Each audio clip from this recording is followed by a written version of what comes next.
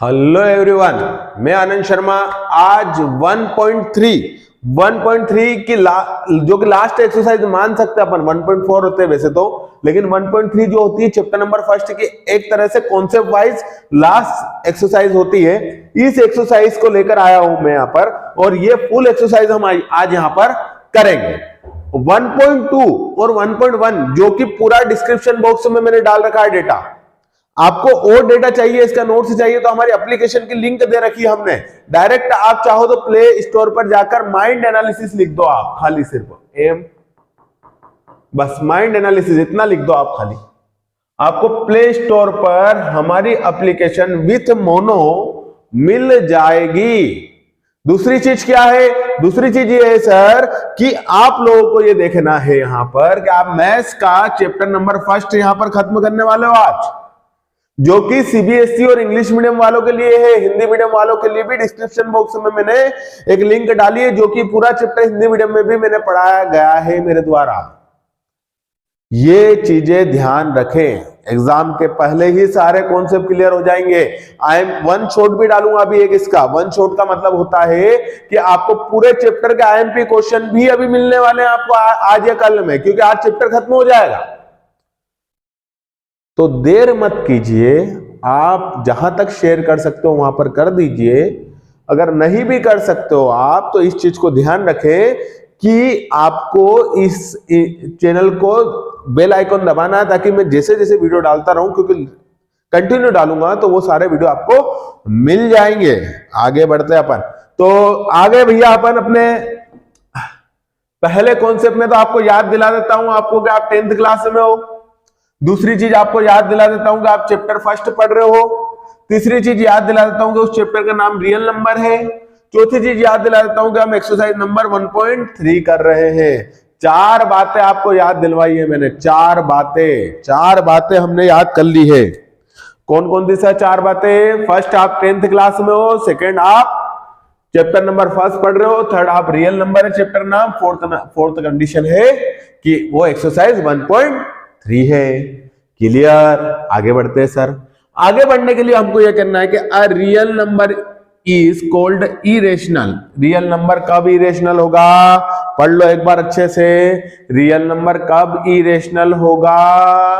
जबकि if it can not be written in form of P upon Q, it can not be written in form of P upon Q। P upon Q के form में ये लिखाएंगे नहीं, P upon Q के form में लिखाएंगे नहीं। Where P and Q are integers and Q not equal to 0। Q not equal to 0 होना चाहिए, मतलब Q की वैल्यू होना चाहिए 0 से अलावा 0.1, 1, 2, 3, 4, 5, 6 ऐसा कुछ होना चाहिए। तभी जाकर आप रेशनल, तभी आके आप बोल सकते हो कि रेशनल है या इरेशनल है। मतलब आप कुल मिला के समझो कि आपको यहां पर क्या समझना है कि it can not be written in the form of P upon Q। अगर वो P upon Q के फॉर्म में रिटन नहीं है तो भी आप उसको क्या नहीं कह सकते हो? इरेशनल नहीं कह सकते हो। ये क्लियर हुआ कि नहीं हुआ? इरेशनल रेशनल नंबर आपको पूरा क्लियर है? ठीक है। अब देखो बेटा, √5 इज अ इरेशनल। √5 या रूट क्यू में क्या होता है सर? √Q का मतलब होता है √2, √5, √7, जो प्राइम नंबर होना चाहिए। कौन सा नंबर होना चाहिए? प्राइम नंबर होना चाहिए। प्राइम नंबर क्या होता है? जो खुद की वैल्यू से ही डिवाइड होता है, किसी और से डिवाइड नहीं होता है। वो क्या कहलाता है? इरेशनल कहलाएगा। कब कहलाएगा इरेशनल सर? वो कहलाएगा √Q is a irrational where P is a prime number. P कौन सा नंबर होना चाहिए? प्राइम नंबर होना चाहिए। तुमको समझ में आ चुकी है चीजें? आगे चलते हैं। फर्स्ट क्वेश्चन देखते हैं, और ये बहुत ही फेमस क्वेश्चन है। इसको फेमस क्यों बोल सकते हैं? देखो, इस √5 की जगह पे √2 भी आ सकता है, √3 भी आ सकता है, √7 भी आ सकता है। तो ये कोई आपको एक क्वेश्चन नहीं समझूंगा मैं यहां पर, उससे ये भी और ये भी बन जाएगा। ठीक है। आपको जैसे ही मैं बोलता हूं कि ये क्वेश्चन करना, उसके बाद होमवर्क में आप ये क्वेश्चन करेंगे तो आपका बहुत कुछ यहां पर डेटा कवर हो जाएगा। या फिर आपके एनसीईआरटी के एग्जांपल्स भी कर लेते हो यहां से तो काम हो जाएगा। आगे बढ़ते हैं बेटा। तो आपको प्रूफ करना है, prove that root 5 is irrational. Root 5 क्या है? इरेशनल है। ये आपको क्या करना है? प्रूफ करना है। रूट 5 क्या है? इरेशनल है, ये प्रूफ करना है। Let root 5 is a rational number. अगर हम ऐसा मान ले, अगर हम ऐसा मान ले कि रूट 5 एक रेशनल नंबर है, अगर ये हमने एजप्शन करा, ये हमने माना, ये हमने अनुभव करा, ये हमने सोच लिया कि रूट 5 क्या है? एक रेशनल नंबर है। इरेशनल को सिद्ध करने के लिए पहले रेशनल नंबर है कि नहीं है ये देख लेते अपन।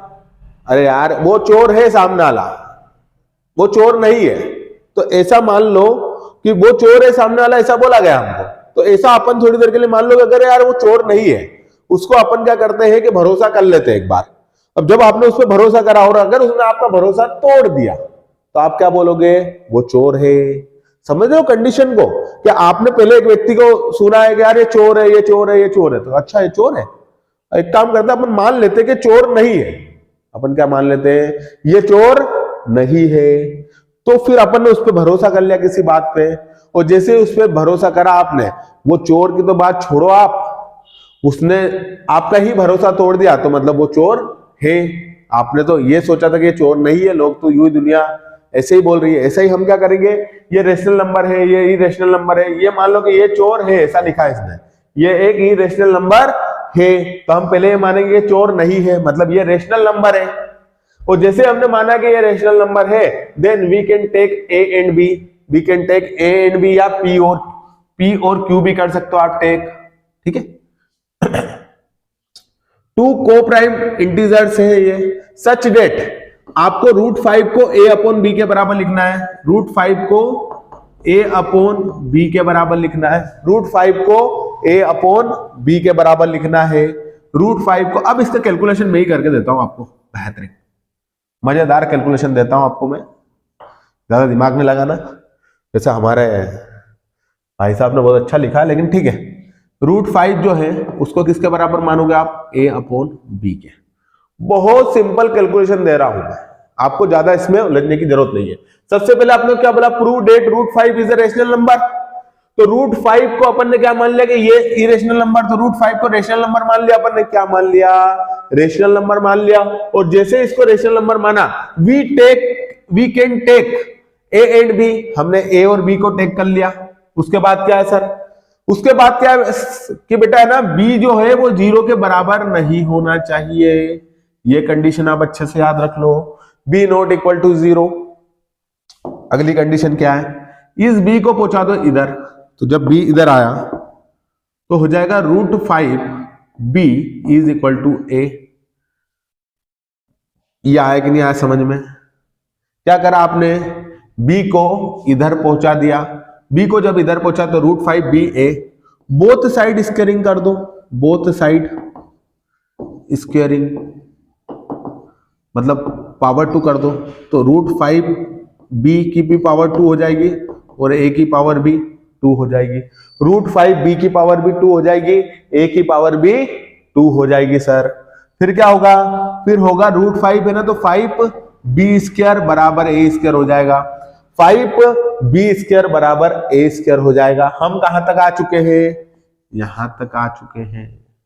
और ये बहुत आपको क्या करना है, डायरेक्ट आपको दे रखा है root 5 is equal to a upon b. फिर उसके बाद ये बी को इधर भेज दिया आपने, ए स्क्वायर और बोथ साइड क्या कर दिया आपने? स्क्वायरिंग कर दी। अब आपने यहां पर इसके बाद आप देखोगे ये वाली इक्वेशन याद रखना कि ए स्क्वायर मतलब ये वाला, ए स्क्वायर मतलब ये a square as well as a, ये दोनों की बात कर रहे हैं। A square as well as a also is divisible by 5। हाँ, दोनों 5 से डिविजिबल हो सकते हैं।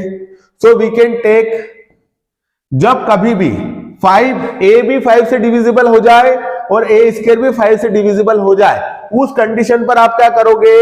ए बराबर को क्या मान लोगे कि ये 5c के बराबर होता है। याद रखना, ऐसे ही ए बराबर 5c आप नहीं मान सकते हो। आपको कई बार बोला जाता है a बराबर 5c, आप डायरेक्ट मान लो, नहीं।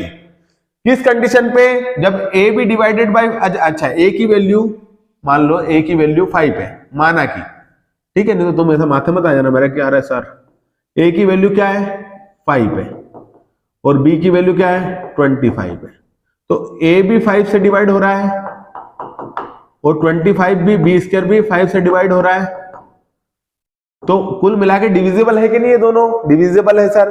तो ऐसा ही मानना है, a की वैल्यू कुछ ऐसी होगी जो 5 से डिविजिबल हो और b की वैल्यू भी कुछ ऐसी हो जो 5 से डिविजिबल हो, तो उस कंडीशन पे a बराबर 5c अपन मान सकते हैं। तो अपन यहां पर क्या मानेंगे?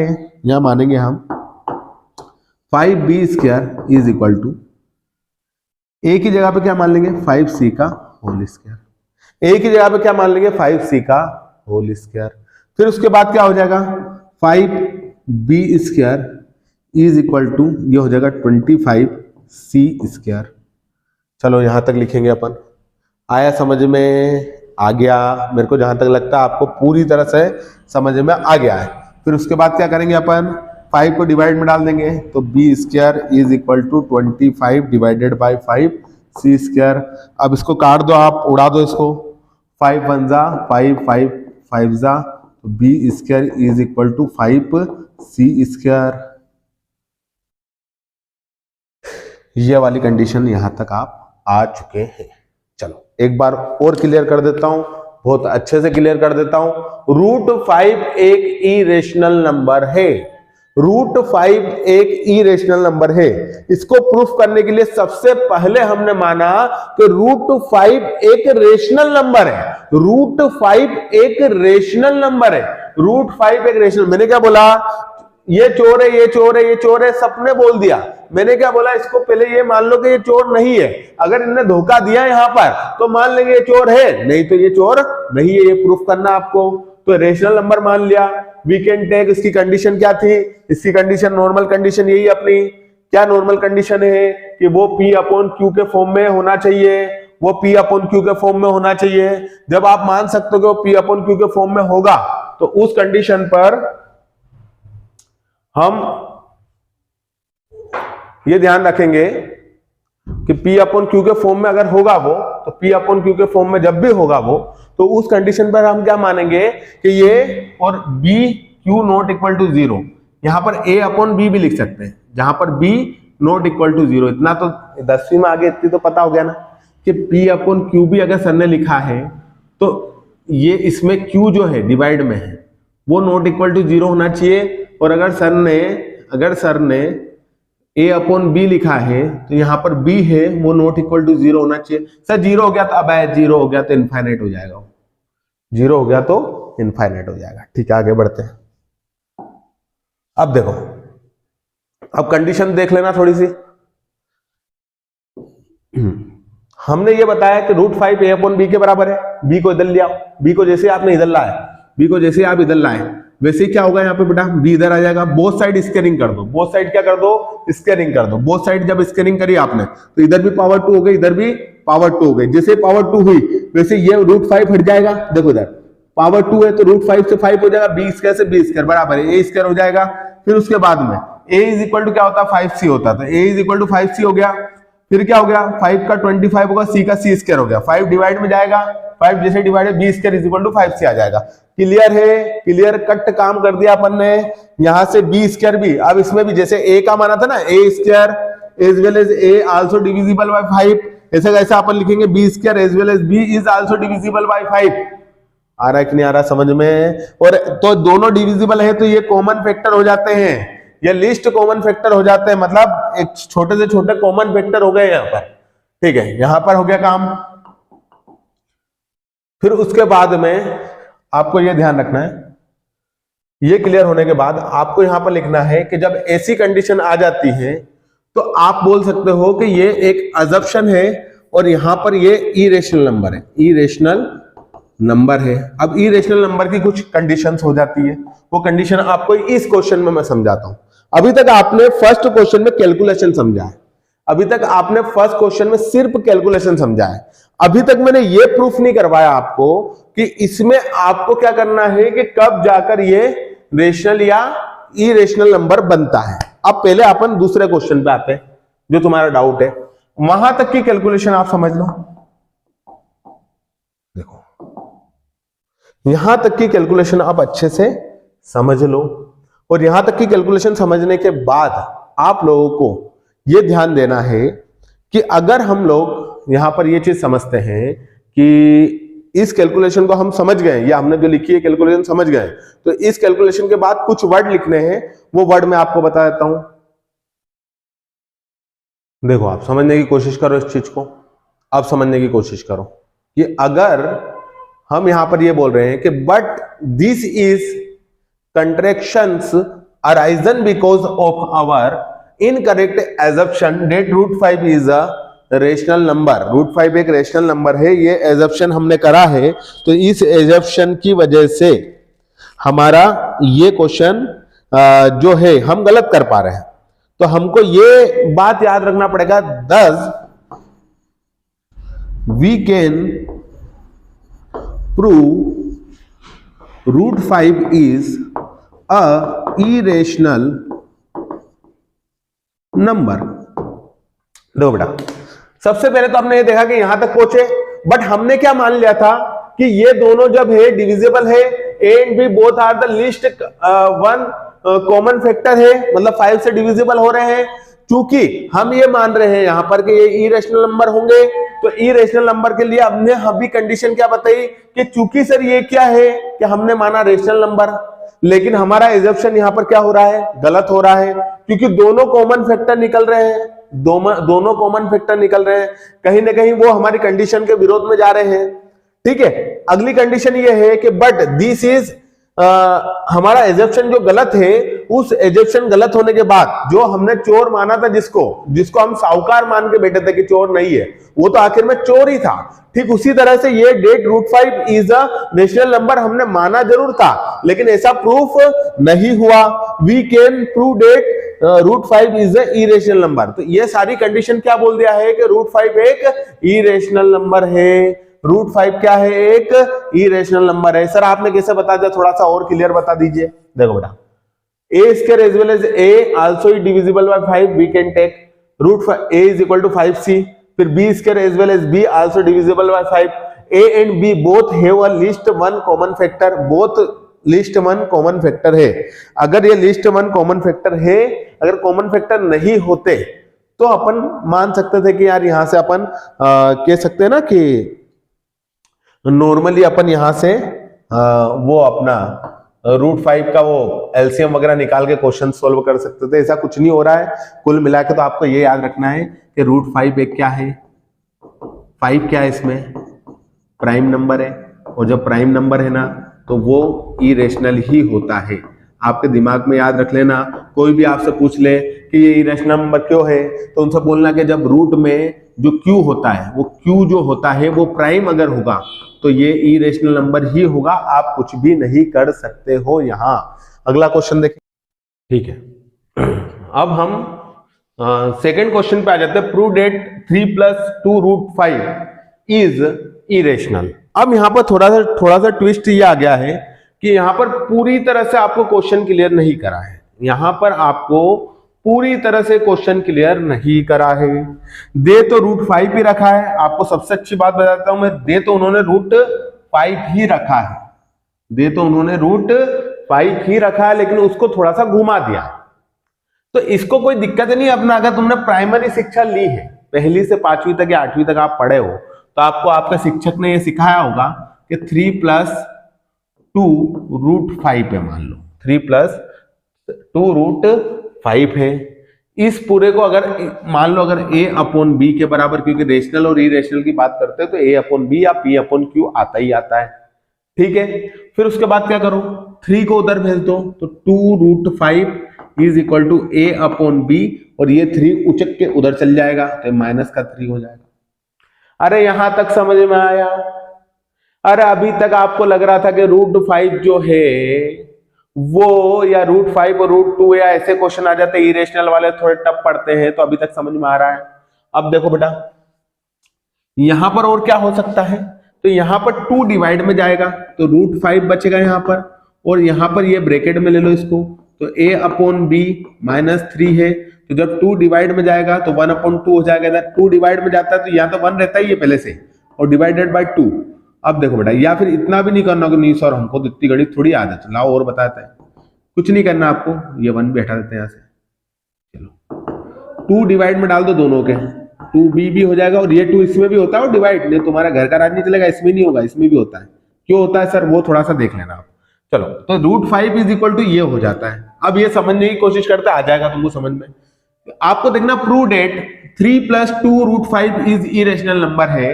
अगर ये इरेशनल नंबर कब हो सकता है बेटा, is the irrational number then we can take a and b को प्राइम नंबर, दोनों को प्राइम नंबर है। ठीक है सर। फिर उसके बाद क्या है, इसके बराबर a अपॉन b मान लो, where b is not equal to 0। ठीक है सर, ये भी हमने पिछली बार कर लिया था, इतना समय हमने इसी में बिगाड़ा है। फिर अगला क्या है, आपको 3 को उधर भेजना है, भेज दिया है सर, 3 को उधर भेज दिया, ये आ गया। आए कि नहीं आया, 3 को उधर भेजा, ये स्टेप आई के नहीं आई, देख लो आप, 3 को उधर भेजा, ये स्टेप आई के नहीं आई। फिर आपको 2 को डिवाइड में डालना, 2 को एक बार इसमें, 2 को एक बार इसमें, ये वाली स्टेप आई के नहीं आई है, देख लो ये वाली आ गई सर, आ गई। ठीक है। फिर a अपॉन बी माइनस ये जो भी है आपका ये वाला क्वेश्चन, ये लिखा है a upon 2b -3/2 will be rational and therefore √5 is also be rational। अगर ये रेशनल रहा, अगर a अपॉन 2b -3/2, क्योंकि इक्वल में दोनों, अगर ये रेशनल रहा तो ये भी रेशनल होगा, ये इरेशनल होगा तो ये भी इरेशनल होगा। क्लियर हो रहा है कि नहीं हो रहा। इक्वल के इधर उधर आप देखोगे तो इधर वाला रेशनल है, इधर वाला रेशनल है तो इधर वाला भी रेशनल रहेगा, इधर वाला इरेशनल है तो इधर वाला भी इरेशनल रहेगा। ठीक है सर। तो अगर ये मतलब ये, अगर ये विल बी रेशनल, अगर ये रेशनल रहा तो सामने वाला √5 भी क्या रहेगा, रेशनल रहेगा। हाँ सर, अगर इक्वल के इधर रेशनल रहा तो इक्वल के इधर भी रेशनल रहेगा। ठीक है सर। उसके बाद also but it is contraction to the fact that √5 is a irrational number since and a and b are two integer where b not equal to, ये गलत हो गया, b not equal to 0, so it is arisen due to our incorrect assumption that 3 + √5 is a rational number। हम बार बार एक ही गलती कर रहे हैं, हम चोर को साहूकार मान रहे हैं। हमने क्या करा कि इतना कब कैलकुलेशन कर पा रहे हैं हम। देखो बेटा, तुम्हारा सबसे बड़ा डाउट आज खत्म कर देता हूं, तुम्हारा सबसे बड़ा डाउट आज खत्म कर देता हूं। पहला डाउट तुम्हारा यह है कि हम नहीं कर सकते। पहला डाउट क्या है तुम्हारा, कि हम नहीं कर सकते, ये क्वेश्चन हम नहीं बना सकते। आप क्यों नहीं बना सकते, जब आपकी क्लास के बैठे हुए 20, 25, 50 बच्चे इस क्वेश्चन को समझ सकते हैं तो आप क्यों नहीं समझ सकते हो। सबसे पहला डाउट ये क्लियर करें। और दूसरा डाउट यहां देखते हैं अपन। दूसरा डाउट ये है बेटा आपका कि यहां पर कंडीशन ये आ रही है कि आप हर बार रेशनल नंबर ले रहे हो और इतना सिद्ध कर पा रहे हो, इतना प्रूफ कर पा रहे हो। आप डायरेक्ट अगर बोल देते यहां पर कि ये इरेशनल नंबर है, क्योंकि यहां पर √5 जो है वो एक प्राइम फैक्टर है, और अगर प्राइम है तो 101% क्या है, सॉरी 5 क्या है, प्राइम फैक्टर है, और अगर 5 प्राइम फैक्टर है तो ये इरेशनल नंबर ही होगा। तो बार बार आपको ये लाइन इस क्वेश्चन में लिखनी पड़ेगी कि ये हमारा एजम्पशन गलत है, इस वजह से ये रेशनल नंबर आ रहा है, अन्यथा ये इरेशनल नंबर है। आप बार बार क्या लिख रहे हो कि हम जो मान रहे हैं कि ये रेशनल नंबर है वो हम गलत मान रहे हैं, हमको क्या मानना है यहाँ पर, इरेशनल नंबर। इरेशनल नंबर ये सर ऐसा करना था तो आपने इतना क्यों करवाया बेटा, आपने उसमें प्रूफ करने का बोल दिया।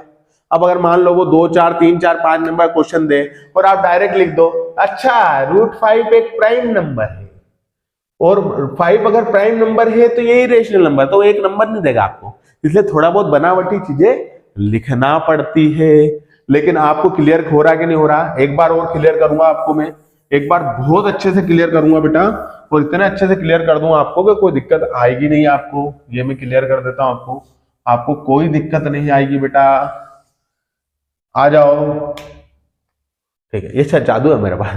तो देखो बेटा यहां पर क्या है, आपको जो भी है सबसे पहली स्टेप, अब मैं समझा देता हूं आपको। सबसे पहली स्टेप इस क्वेश्चन को करने की, सबसे पहली स्टेप आपको इस पूरे को क्या मानना है, आपको इस पूरे को मानना है यह एक रेशनल नंबर है। पहले इरेशनल नहीं मानते हुए यह क्या है, ईर को हटा दो, रेशनल नंबर है।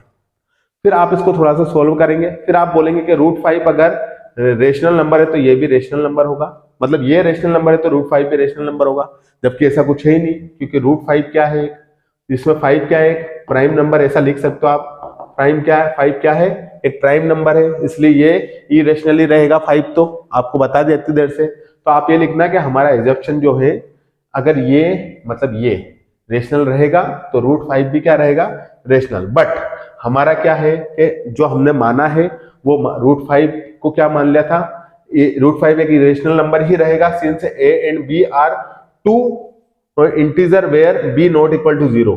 a और b दो इंटीजर रहेंगे और b नॉट इक्वल टू 0 रहेगा जब तक √5 एक क्या रहेगा, आपका इरेशनल नंबर ही रहेगा। एंड ये पहली कंडीशन है, a एंड b दोनों क्या होंगे, इंटीजर होंगे और b नॉट इक्वल टू 0 रहेगा जब तक b नॉट इक्वल टू 0 रहेगा, जब तक आपको इसको क्या मानना है, इरेशनली मानना है। और हमारा जो यहाँ पर एजम्पशन था कि ये रेशनल नंबर है वो गलत है, इसलिए हम ये प्रूफ कर चुके हैं यहाँ पर कि thus we can prove that या calculate that conclude that irrational number 3 + 2 √5 एक इरेशनल नंबर है। आगे बढ़ते हैं, चलो आपको 3 क्वेश्चन और दे रखे हैं यहाँ पर, आपके एनसीईआरटी में डायरेक्ट क्वेश्चन दे रखे, आप डायरेक्ट उतारो, कोई दिक्कत नहीं है। तो हम डायरेक्ट जा रहे हैं यहां पर क्वेश्चन पर। Prove that the following are irrational. Following irrational है, मैं फटाफट प्रूफ करूंगा यहां पर, आपको फटाफट समझना है। यहां पर देखो, सबसे पहली चीज, अब बहुत कुछ हो गया है, अब आपको सिर्फ समझना है। Let 1/√2 is a rational number, इसको रेशनल, फर्स्ट क्वेश्चन कर रहे हैं हम। 1/√2 क्या है, रेशनल नंबर। वैसे तो होमवर्क देना चाहिए मेरे को, लेकिन फिर भी आपको होमवर्क पहले से ही वर्क में समझा देता हूं आपको। 1/√2 इज अ रेशनल नंबर, एक रेशनल नंबर है। When we can take a and b to coprime and non zero integer. ठीक है, नॉन जीरो इंटीजर मान लेते हैं अपन, वही आप b, a और b है और b नॉट इक्वल टू 0 है। ठीक है सर, अब क्या 1/√2 है, तो अच्छा ऐसा मान सकते हैं अपन, इसको थोड़ा सा इधर करते हैं। 1/√2 है इज इक्वल टू a/b है, तो अगर b/a मान ले और इसको √2 ही मान ले तो चलेगा क्या? हाँ बिल्कुल चलेगा सर। यहाँ a नॉट इक्वल टू 0 भी मान सकते हैं, क्यों सर? क्योंकि a डिवाइड में है, a क्या है, डिवाइड में है। फिर उसके बाद में since b and a are non zero होंगे, b/a is a rational number, so √t is also called. वही स्टेप करना है कि अगर ये वाला रेशनल नंबर, देखो बेटा बहुत इजी कर दिया मैंने आपका कॉन्सेप्ट, बहुत इजी, कोई सा भी क्वेश्चन आएगा धड़ल्ले से उड़ा दोगे। अब आप देखो बेटा 1/√2 था इज इक्वल टू a/b है, तो उल्टा कर दो, √2/1 कर दो इज इक्वल टू b/a है। यहाँ पर a नॉट इक्वल टू 0 होना चाहिए, ये कर सकते हैं। a क्यों लिखा सर इस बार? a इसलिए लिखा क्योंकि डिवाइड में था, a इसलिए लिखा क्योंकि ये डिवाइड में था। अब क्या है सर, अब ये बेटा, अब पिक्चर थोड़ी समझने वाली है, अब थोड़ी समझने वाली पिक्चर है। समझना क्या है सर इसमें, कि आपको ये करना बेटा, कि आपको ये बोलना है कि अगर b/a रेशनल है, अगर ये रेशनल है तो √2 भी क्या होगा, रेशनल होगा। और अगर ये इरेशनल है, बस बार बार क्या लिखना, तो ये भी इरेशनल होगा। सर ऐसा क्यों? अरे बेटा जब इक्वल के इधर वाला जो है वही इक्वल के इधर वाला होगा ना, अगर ये रेशनल है तो ये भी रेशनल होगा, ये इरेशनल है तो ये भी इरेशनल होगा। बार बार यही बोल रहे हैं कि अगर b और a आर नॉन जीरो नहीं होंगे और b/a is a rational number, so √2 is also rational number. अरे यार a और b अगर रेशनल नंबर है, a/b, तो √2 क्या होगा, हमेशा रेशनल नंबर होगा। रट्टा क्या होगा अभी तक आपको कि a और b अगर रेशनल नंबर है तो इक्वल का वाला भी, अरे यार जब इधर वाला, आपने बोला जब इधर वाला वजन दे रहा है, वजन वाला है, तो इधर खींचने वाला भी वजन वाला ही होगा। इधर वाला वजन ही नहीं उसमें, तो इधर वाला बिना वजन वाला नहीं होगा क्या? वही समझ में आ रही थी चीज तुमको। फिर बट वही वाली चीजें लिखना है कि हमारे जो हमने जो माना था वो √5 इज इरेशनल नंबर है, क्योंकि हमारा अजम्पशन जो था वो गलत था, इसलिए 1/√2 भी एक इरेशनल नंबर है। वही की वही चीजें हैं, वही की वही समझाने की कोशिश पूरी करी है, कोई दिक्कत नहीं आएगी आपको।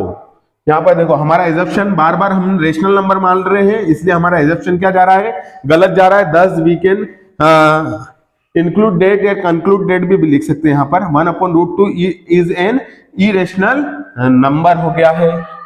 ठीक है, देखो अगला 7√5 इज अ इरेशनल नंबर। देखो बेटा √5 आ गया वैसे भी तो वो इरेशनल नंबर ही है, लेकिन फिर भी हम उसका दूसरा क्वेश्चन जो है, सर दूसरा क्वेश्चन कहां से लिया है, ये वाला क्वेश्चन बेटा, ये वाला करेंगे, कर लो फटाफट, यही है। मेरे को लगता है आपको पूरा समझ में आ रहा है,